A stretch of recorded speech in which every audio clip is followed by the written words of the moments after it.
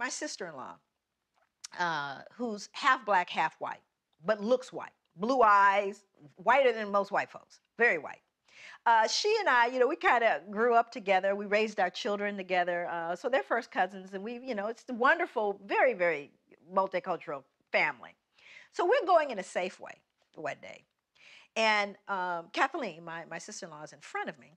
And she's, writing a check for her groceries. Now, my daughter, who at the time was 10 years old, was standing with me, and I was directly behind her, getting ready to get my groceries. So Kathleen comes up, and the checker, who is a strawberry blonde, freckled, very delightful, warm, the checker, this young woman, is talking to Kathleen. Hey, how you doing? Isn't it a nice day today? They're just chatting up. And says, yeah. So Kathy writes her check, and she steps off to the side with her groceries because she's waiting for me. Of course, again, Kathleen looks white, right? So I come up. No conversation. She looks up at me.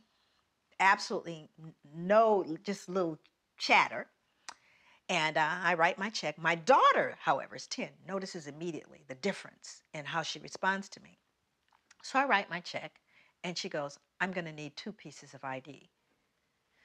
At which point, my daughter looks at me, and she gets very, very embarrassed, and tears are kind of coming up in her eye, like, Mommy, you're not gonna let her do this. Why is she doing this to us, right? So I'm trying to figure out what I should do, because behind me are 2 elderly white women, right? And I'm thinking, okay, so then I become the angry black woman, right? And they're gonna be, and I'm just trying to second guess all the drama. So then I just give her the 2 pieces of ID. I said, some things you gotta choose your battles, right? And then it gets worse. She pulls out the bad check book, right? So this is the book that shows the people who've written bad checks. So she starts searching for my license in the bad checks, at which point it's just out of control now. Just as I'm standing there trying to decide what to do, and it's really deeply humiliating. Now my daughter is in full-blown emotionally upset, who's 10. My sister-in-law walks back over. And she steps in and she says, excuse me, why are you doing this? And the checker goes, well, what do you mean? She goes, why are you taking her through all of these changes? Why are you doing that? She goes, well, this is our policy. She goes, no, it's not your policy because you didn't do that with me. Oh, well, I know you've been. She goes, no, she's been here for years. I've only lived here for 3 months.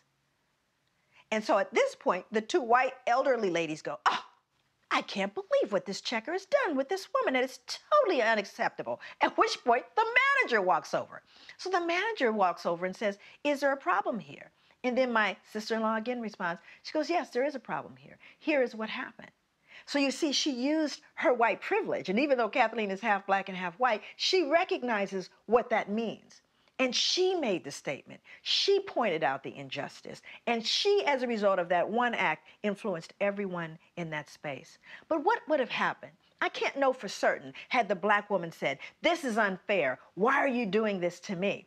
Would it have had the same impact? But Kathleen knew that she walked through the world differently than I did. And she used her white privilege to educate and make right a situation that was wrong. That's what you can do every single day.